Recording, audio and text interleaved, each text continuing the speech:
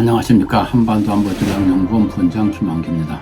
오늘은 중국이 서해 한중 잠정 조치 수역에 대규모 철골 구조물을 설치하는 등 서해에 대한 야망을 노골적으로 드러내고 있어 이에 대해 살펴보고자 합니다.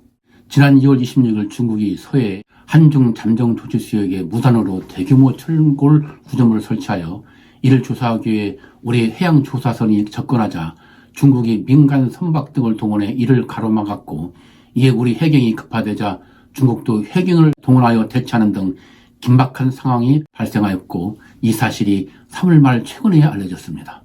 잠정 조치 수역은 한중 간 배타적 경제 수역이 겹쳐 바다의 국경선인 경계선 획정을 유보해둔 민감 지역으로 한중 양국 합의에 따라 어업 행위를 제외한 어떠한 시설물이나 지하자원 개발 등이 금지되어 있는 지역입니다.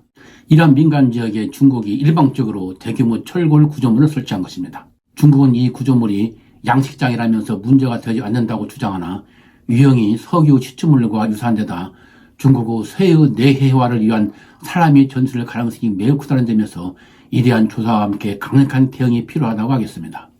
중국이 서해에 대형 철골 콘크리트 구조물을 설치한 것은 이번이 처음이 아닙니다. 중국은 2018년 처음으로 서해에 구조물을 설치하였으나 당시 친중 성향의 문재인 정부가 이를 방관하였고, 이에 고무된 중국은 작년 2024년 4월 5월에 구조물을 2개나 설치했습니다. 이에 우리 정부가 즉각 항의에 나서자 중국은 잠시 주춤했으나 우리나라가 탄핵 정국이 되면서 혼란에 빠지자 다시 구조물을 설치한 것입니다. 정부가 파악한 바에 따르면 중국은 구조물을 설란이라 호칭하면서 향후 2 내지 3년 내에 총 12개를 설치할 예정을 있는 것으로 알려지고 있습니다. 중국이 자신의 영해가 아닌 서해에 구조물을 설치하는 것은 서해를 영해로 만들어 내해화시키려는 것으로, 이러한 중국의 해양 전략은 이미 남중국해에서 드러났습니다. 중국은 필리핀, 말레이시아, 베트남 등 동남아 국가들과 영해권 분쟁을 벌이고 있는 남중국해에 구단선을 설정하여 일방적으로 남중국해 90%를 영해로 획정하고 남중국해 내 암초에 매립공사 및 구조물을 지어 인공섬을 건설하였습니다. 중국은 인공섬을 총 7개나 건설했는데 한꺼번에 건설하지 않고 분쟁 당사국의 반발을 의식 하나씩 건설해 나가는 등 야금야금 남중국해의 장악지역을 넓혀 나가는 사람의 전술을 구사했습니다.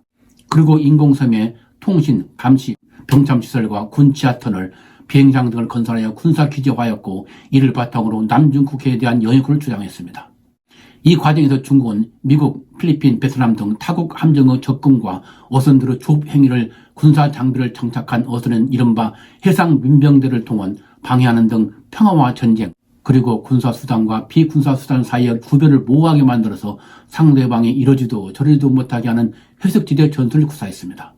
중국은 이러한 사람의 전술과 회색지대 전술을 통해 미국이나 영내 국가들의 군사적 대응을 유발함이 없이 남중국해 현상을 중국에게 유리하게 점진적으로 변경시켜 중국의 입에 맞는 새로운 현상을 조성하였습니다. 이러한 중국의 행태에 2013년 1월 20일 필리핀이 네덜란드 헤이그에 있는 국제상설재판소의 주권 침해라고 제소하고, 2016년 7월 10일 국제상설재판소가 중국의 구단선 영해권 주장은 아무런 법적 근거가 없고 인공섬 건설도 불법이라고 판결하였으나, 시진핑은 남중국해인 도서는 중국의 영토이고 중재 판결은 아무런 효력이 없다고 선언한 등 국제규칙을 무시하고 지금까지 영해권을 주장하고 있는 것입니다. 이러한 전술을 지금 중국이 서해에 정의하고 있는 것입니다. 한중 양국 합의에 따라 경계선을 유배해둔 잠정수치조역에 인공구조물을 설치하여 야금야금 잠정수치조역을 차지해 나가면서 최종적으로 이를 바탕으로 영해권을 주장하라는 것입니다. 이러한 중국의 전략에 성공할 경우 남중국해와 서해가 연결되어 하나의 중국 내해가 되면서 중국의 아태지역 내 해양 영향력이 확대될 것입니다. 대륙국가인 중국의 해양 진출을 시작하게 된 것은 덩샤오평이 중국이 청조 말기 영국, 프랑스 등 서양 열강의 해양 침투를 막지 못해 아편전쟁에서 패배하고 반식민지로 전락했다는 역사적 교훈에서 해양의 중요성을 인식하고 유아칭 당시 해군 참모총장에게 해양 전략을 수립하라고 지시한 데서 비롯됐습니다. 덩샤오평의 지시를 받은 유아칭은 1982년 중국 본토와 국익을 사수하기 위한 방어 전략인 제1도련성과 제2도련 해상방위성을 창안했습니다. 이후 2006년 12월 당대에서 후진타오 주석이 전통적 대륙국가인 중국의 해양국가로 전환을 선언한 후 2012년 11월 제18차 당 전국 대표에 대해서 해양자원 이용과 해양 권리의 이익을 보호할 수 있는 능력을 배양해야 하며 중국을 해양 강국으로 건설해야 한다고 선포하고 해양 굴기를 시작했습니다. 그리고 해양 군사 전략으로 중국의 작전 해양 및 영역에 미국의 접근을 차단한다는 반접근 지역 거부 전략을 수립했습니다. 이를 이어받은 시진핑은 2013년 7월 제8차 중앙정치국 정치학습에서 중국은 육상 대국이자 해양 대국이며 광범위한 해양 전략 이익을 갖고 있다면서 해양에 대한 관심을 더욱 갖고 전략적으로 관리하면서 해양 강국 건설을 위한 노력을 더욱 강화해 나가야 한다고 강조한 후 먼 바다 원해까지 진출한 더욱 공세적인 해양 정책을 추진했습니다. 이러한 정책하에 중국은 2014년 8월부터 남중국해의 암초에 구조물을 지어 인공섬을 만들어 나왔고 이를 바탕으로 영역권을 주장한 것입니다.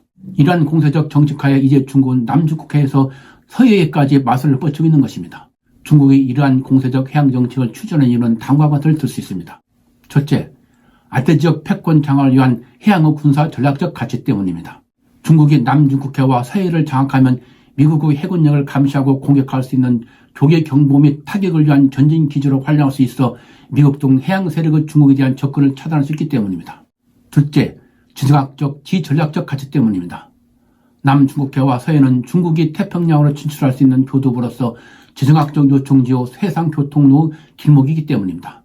또한 중국 무역량 90%, 수입 석유량은 80%가 남중국해를 지나며 한국은 수출 물동량은 40%, 수입 석유량은 100%가 서해와 남중국해를 지나고 있습니다. 따라서 중국이 남중국해와 서해를 장악할 경우 우리 무역에 빚을 꽂는 셈이 되면서 한국을 완전 소국으로 만들 수 있는 것입니다. 마지막으로 남중국해와 서해에 막대한 석유와 천연가스가 매장되어 있을 가능성이 있기 때문입니다. 중국 해양 석유 총공사에 따르면 남중국해에는 170억 톤의 석유와 498억 큐빅비트가 매장되어 있는 것으로 알려져 있으며 서해 잠정 조치 수역에도 막대한 양의 석유와 천연가스가 매장되어 있는 것으로 추정되고 있습니다. 이러한 점들을 감안할 때 중국의 서해 공정은 그야말로 우리의 안보 경제의 생명선인 해상 수송 내 발등에 떨어지는 불이 되고 있는 것입니다. 따라서 정파를 떠나 우리 모두 지혜를 모아 합심하여 모든 역량을 동원해 강력 대응해 나가야 할 것입니다. 오늘은 중국 한중 잠정 조치 수역의 구조물 설치를 통해 서해를 내화하려는 중국의 서해 공정에 대해서 살펴보았습니다. 시청자 여러분의 중국의 은응한 전략을 이해하는 데 도움이 됐으면 좋겠습니다. 시청해주셔서 감사합니다.